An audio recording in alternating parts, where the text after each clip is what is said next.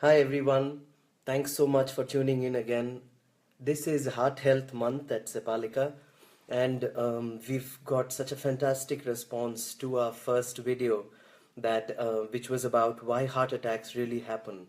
And there were a lot of follow-up questions about what one should do in order to protect one's heart. And a lot of people also asked us about heart failure. And heart failure or congestive heart failure is basically a condition where, for whatever reason, your heart is unable to finally send fresh blood to all the places in the body that need that blood. That's what heart failure is. And heart failure can happen for a variety of reasons. And in the US, more than 5.7 million people at last count had heart failure.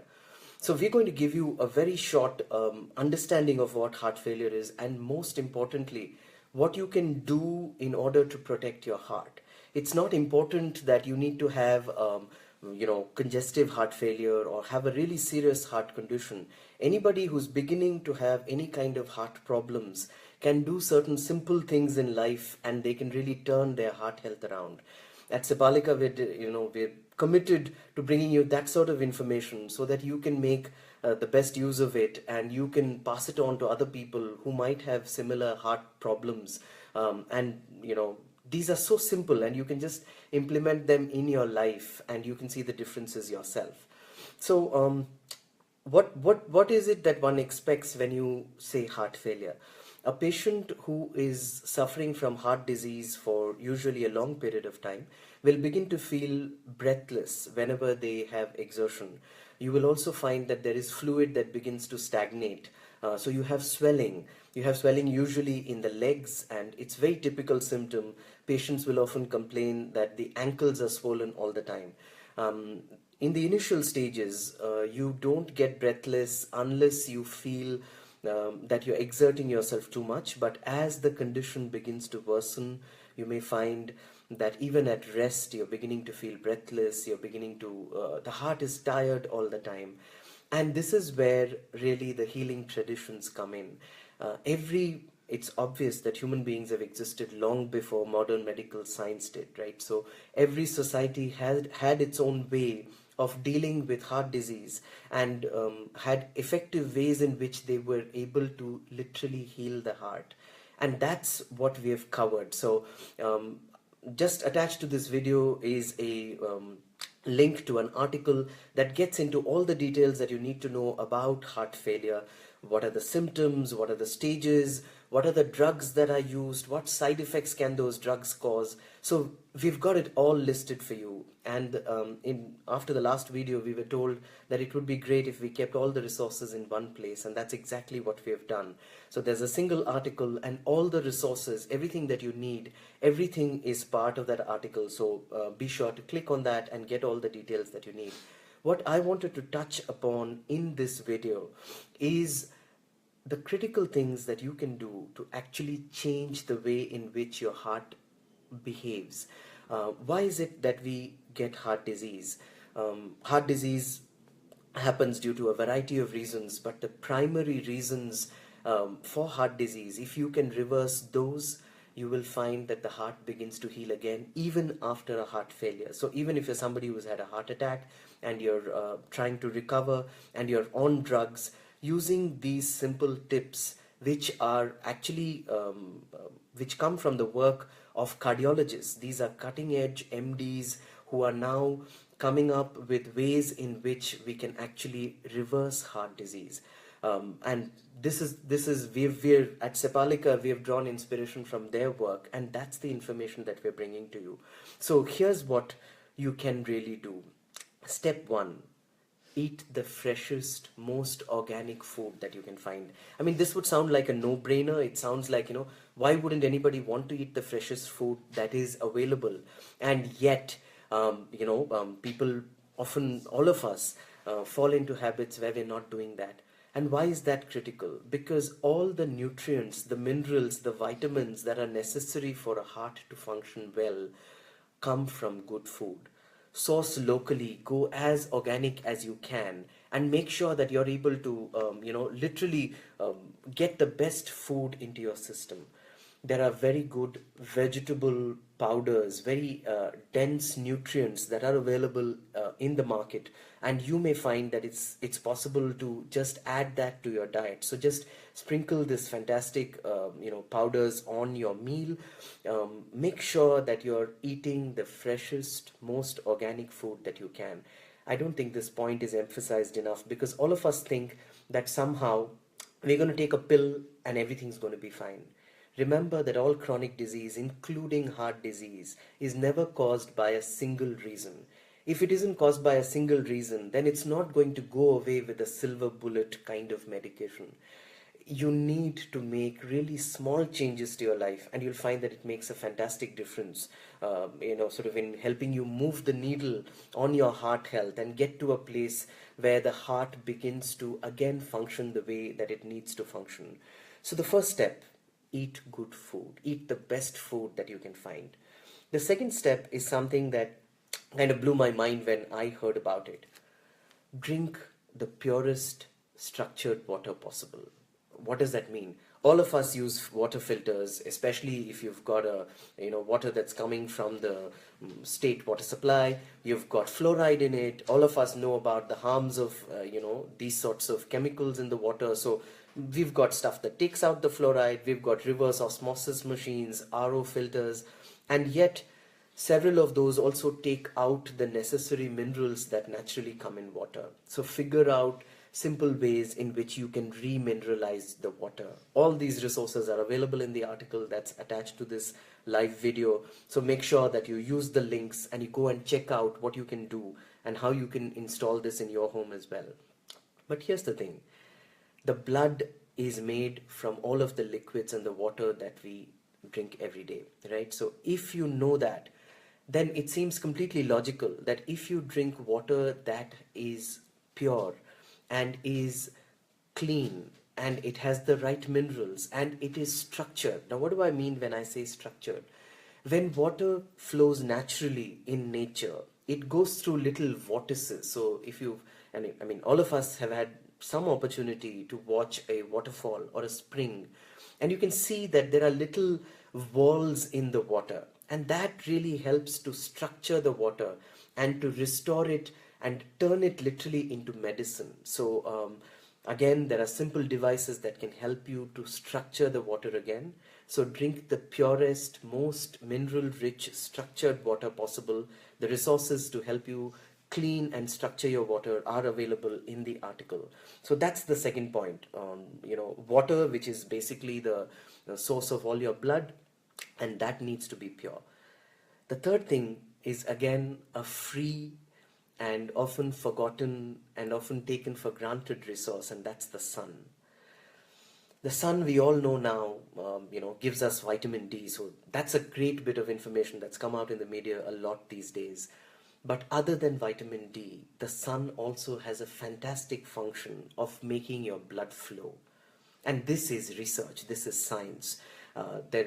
Dr. Gerard Pollack over at Washington University has done the fantastic work on this and shown how it's possible for blood and for all liquids to move through tubes when they're exposed to sunlight. The sunlight brings in negative ions, and there is a scientific process with which the blood begins to flow better. So for better circulation, if you just get adequate sunlight, that's going to be fantastic. So get your sunblock on if you're worried about extra sun exposure or getting sunburned. But the sun is there to shine. We are meant to live in the sun, and the more and more we stay indoors, the more and more we get cut off from it. And if your blood doesn't flow right, the nutrients don't get everywhere they need to get. The heart is one of the first organs that suffers. And so one of the best ways to get the heart back in shape is to go back to the source, is to get adequate sunlight, is to make sure that you get enough sun so that your blood begins to flow properly and every organ, including the heart, begins to receive the kind of blood and nutrients that it needs. Okay, we're still on the free stuff, and that's the reason it's not known enough. Just think of the things that are free in life, right? And we've all heard the saying, the best things in life are free. So one of the other free things which Dr. Pollack found in his laboratory really helps with heart health, with circulation, is walking barefoot on the earth. Now, that again sounds like something that we'd all do, right? I mean, think of the last time you actually walked on the grass. Did you actually get your shoes off and walk on bare earth? Now, why would that make a difference? Here's the science behind it. The earth has electromagnetic radiation. The earth radiates, it's because of its gravity, it has its magnetic pull, and that again contributes negative ions to your body. And through that process, your body begins to, circulation in your body begins to improve. We've all heard of oxidative stress. We've all heard of free radicals, these electrons that go all over your body and cause all kinds of damage. The earth again has the ability to neutralize that and to help your blood flow right. It helps to keep your blood charged. We were meant to walk barefoot. We were meant to walk under the sun. I don't think any of us can actually dispute that. It's just that we've gotten so cut off from nature. We've gotten so cut off from everything that led to our evolution. We are still part of nature. The more we begin to think of ourselves as part of creation and not, separate from it, you'll find that, we have the ability to heal ourselves a lot faster. And therefore, walking barefoot on the earth and walking under the sun is really the sort of thing that can restore not just your heart, but your entire circulation, your entire body back to health. The last one's the real kicker. And when I read this is part of Dr. Thomas Cowen's book. I would highly recommend it to everybody. It's part of the resources which are attached to this article, so please go there, take a look. Dr. Thomas Cowen has written this fantastic book and called Human Heart, Cosmic Heart. And in that, he dedicates one chapter which is called What's Love Got to Do with It? And that's the final point. That's what you need to do for heart health. Even if you've had a heart attack, or if you're in any of the stages of heart failure where you're beginning to feel breathless, you're retaining fluids, all of that's happening to you. One of the things that can really change things around for you is actually contact with other human beings and with other creatures and love. There is a phenomenon now which is accepted medically called broken heart. And this often happens when you lose a spouse, or a very close loved one with whom you've spent a very large part of your life. Your heart literally breaks. It leads to failure. And if sadness or grief or lack of love or the loss of a loved one can do that to you, imagine what the same love can do to you when you receive it and you give it. So the third source of free electrons, remember the first source of free electrons that can help your blood flow, that's the sun. The second source of free electrons is the earth when you walk bare feet on it. And the third source of free electrons is just human contact, is holding hands with somebody you love. It's literally showing love and receiving love. And that can restore your heart back to great health. And this has been shown time after time in study after study. Patients who have people who sit with them in ICUs, in intensive care units, in the emergency room, and they hold the hand of the patient, that can make such a huge difference to the rate of recovery after an event like a heart attack. So just giving love and receiving love and being open to love can make such a huge difference, which is why cardiologists and all medical practitioners request you humbly to listen to the patient. Often by just hearing what happened before a person began to feel a heavy heart, before a person began to feel breathless or began to feel symptoms, just that act of listening can be so therapeutic and can really change the course of a disease. And that's every kind of disease, and it's especially so of the heart. Remember, whenever we point to ourselves and we say, I want to do something, or, I really love you, this is where you point, right? And that's the organ of the body that is most impacted when you give love, when you receive love, when you're able to express yourself, and when you're able to be one with every other person in your life. The more connected you are to humanity, the more connected you are to nature, the better your heart is going to heal. There are fantastic resources that we have put into this, into the article that's attached with this video. I haven't gotten into too many of the resources because you can pick and choose what really works for you. I must mention the work of Sally Fallon, Nourishing Traditions. It's a bestseller on Amazon. It tells you why eating real food, eating food that doesn't come out of a packet, eating the way our ancestors ate, why all of those things really add up to fantastic health. That's one of the resources that I just had to mention in this video. Thanks so much for joining us on the heart health video. This is the second of the series. We're going to continue to bring you these fantastic bits of information. That's what Sepalika is about.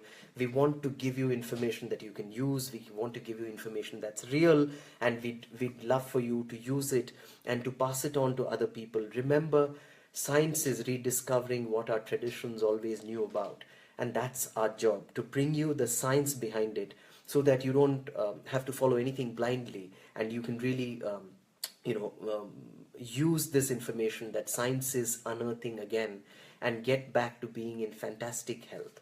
So we're going to start taking some questions. There you go. All right. So there's a question. Is heart condition hereditary? Yes. Like everything else, it is possible. All of us carry some heredity, right? So if poor heart health has run in your family, you likely carry the genes for it. But that's one part of it. That's called genetics. The other part of it is something called epigenetics, which means if you eat the right food, if you drink pure water, if you're in touch with nature, if you're actually taking walks in nature, you're getting sunlight, you're doing all the things right, then it's not necessary that that particular gene for poor heart health will get expressed. So they've done fantastic twin studies on this. So identical twins, both of them had the same genes. It could have been even for a heart condition. And then one person was brought up by the father. Unfortunately, the parents got divorced as soon as the twins were, when the twins were still very young. So the father got custody of one of the children. The mother brought up the other child. The mother had certain, mental issues, and because of that, the child didn't grow up in a very nurturing environment. And that twin brother showed much worse symptoms of the same hereditary illnesses that both brothers carried. The other brother, who was actually brought up by the father, who gave him a much more nurturing environment, he simply didn't express those genes for chronic illness, so he didn't suffer from the disease. So it is possible to turn around your genes.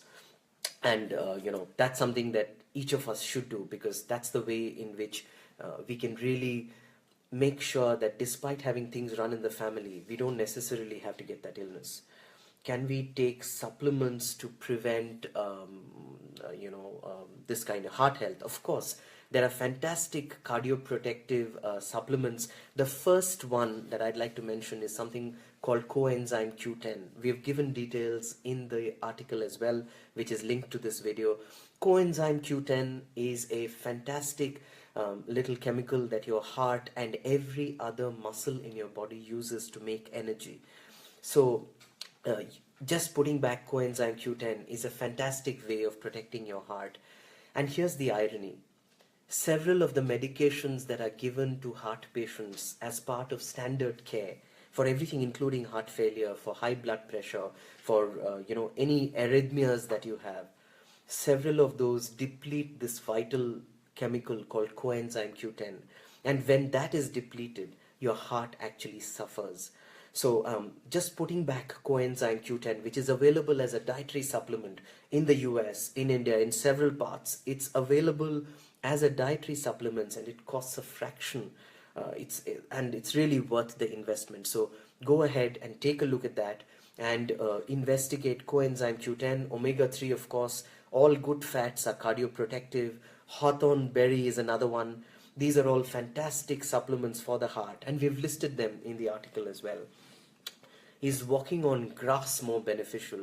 Well, it's certainly beneficial to your feet, because when you walk on bare earth, whether it's grass or it's something else, You get the electromagnetic benefits, you get the free electrons that the earth donates to you. But walking on grass is a fantastic experience. All of us have walked on grass which has fresh dew on it, and we all know that that's really something that's far beyond walking on just plain ground. But if you don't have a patch of grass, don't let that stop you. What we're really looking for is the ability to walk barefoot on the earth. Is heart failure treatable? Yes, heart failure is treatable, and that's what this video and this article is about. There are MDs, cardiologists who see patients regularly in their clinics, like Dr. Kavan, who again we have linked to in the article that's associated with this video. It is very much treatable. It all depends on the stage at which you begin to take the steps to reverse the heart disease. So, continue with your medication, work with your doctor, but take this research to them. We've given you the actual research studies that show that these things work. Eating the right foods, drinking the water, how can that impact cardiac health? We've given you the research for it. So take it to your doctor. Very much CHF or congestive heart failure or just plain heart failure is very much treatable. What about risk factors for heart failure? Yes, chronic diseases like diabetes increase your chances of heart failure. Having coronary artery disease is again defined by the CDC as one of those risk factors. If you consume excess amounts of alcohol or if you smoke, then that's again a risk factor for heart failure. All right. I don't have heart condition per se, but due to a test, there are some indications. CRP. Yes, what can I really do considering I do yoga, walk, etc. Yes. So when you have high C-reactive protein or CRP, that is now slowly emerging as the gold standard for telling whether or not you're going to have heart problems in the future. It's something which cardiologists are now beginning to use. They know that having high levels of CRP and a certain irritant called homocysteine, both of these are determined from lab tests, and if you have high levels of these, then again, and you're already doing the walk, you're doing the yoga and so on, look again back to the basics. What you put 3 times into your body, your food, is going to make a huge difference. So drink the purest water, eat the best foods, and look at dietary supplements. Coenzyme Q10 has literally no side effects in research study after research study. When you take it properly at the right dose, it can help to lower your C-reactive protein as well.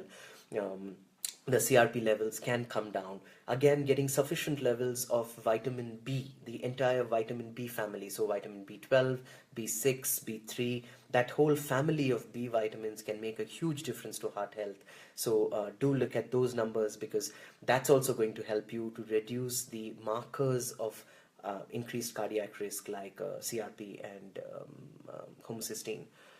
Is red meat good or bad? I've heard pros and cons. Well, the jury is still divided on that, and that's the honest truth. That said, here's the thing, right? So why do people keep saying red meat is bad? The reason people say red meat is bad is because red meat is rich in omega-6 fatty acids, and some of those omega-6 fatty acids can, if you consume too much of them, lead to cardiac problems. Omega-3 is basically what we're trying to put in, and that's what that's why people say omega-3 fats are good for the heart. But that said, everything is about quality, right?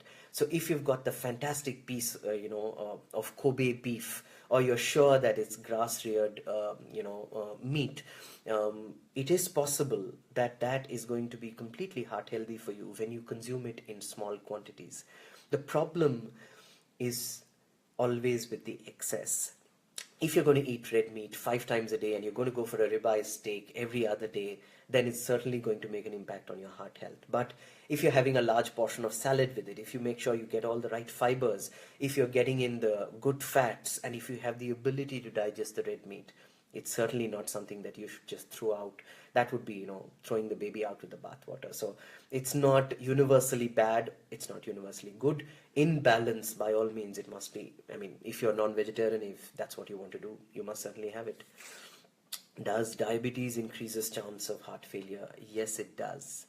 And why does that happen? Diabetes is basically a disease of inflammation, and doctors are saying now that it's an inflammation of blood vessels. So imagine that the blood that is going everywhere, including to the heart, is going laden with sugar, and the arteries are simply not able to handle that sugar. So that sugar is irritating the arteries and it's causing arterial damage. So it is going to impair circulation. It is going to increase your risk of coronary artery disease. Now, here's the thing that very few doctors know because it's not out there as information. In our last video, we'd explained that heart attacks aren't really caused by an artery getting clogged, and that before an artery really gets clogged, your heart builds little collateral arteries around the area that's blocked, right? Those arteries are so fine that they don't even reveal themselves on a regular CT scan. That's why the doctors don't see them. That's why you don't see them when the doctor shows you a block. They show you the film and they say, see, here's the block, and that's why the blood's not going through. And yet you can see that the blood is there at the top and the blood is there at the bottom. The blockage is really not doing too much. That's because the heart has formed natural bypasses around the blockage. And those fine capillaries are the ones that are worst impacted by diabetes. So when those little capillaries that are really supplying blood, despite your heart having a blockage, when they get sugar-laden blood because of diabetes, they are damaged. And that's the reason why diabetes is really a huge factor for predicting whether you're going to get heart disease and heart failure. So if you're somebody whose blood sugar is not under control and you've been told that you're likely candidate for heart failure, that's the first thing you need to fix. We've got resources for that on sepalika.com. Go to the diabetes section. Look at how doctors, MDs like Dr. Jason Fung are working to reverse diabetes. You heard that right. So that's reversing diabetes. It is possible to reverse diabetes through a series of lifestyle changes and dietary changes. And these are MDs. These are not guys claiming to have found the next miracle cure out of the Amazon forest. This is actual work. These are licensed doctors working in clinics and actually reversing diabetes. So please go ahead, use those resources, take a look. Any particular foods that help the heart? Well, yes. Foods that are in season, foods that come from the sort of traditions that we've eaten. Imagine there was a time not so long back, even in the US, when all of us used to eat with the seasons. It's only after the 20th century, in the 1900s, that refrigeration has really helped us. The processed food industry has made food available throughout the year, even though that food really isn't in season. Imagine, I don't think this is all common sense, right? If an apple grows only during a particular season, won't it be full of nutrients at that time? Imagine the kind of nutrients that are present in wheat during the fall when it was traditionally harvested. You get now produce all year round, and it's shipped from all parts of the world from where it was first harvested, then it was either freeze dried or some other process of preserving it so it doesn't rot. You get it with all that chemical, and then you go ahead and eat it maybe 6 months after it was first harvested. How is that going to do anything good to you? The stuff that's good for your body is what's good for your heart. The stuff that is especially good for your heart are good fats. So protective fats like clarified butter or ghee in India, olive oil, fantastic grass-fed butter that's available in many parts of the US now. These are all really heart foods. And we've all heard for years now that cholesterol is such a villain and we shouldn't have fats, and fats are going to clog our arteries. All of that is out of the window. The last year, the government has gone on record and said, cholesterol may not be such a bad thing after all. And that's the truth.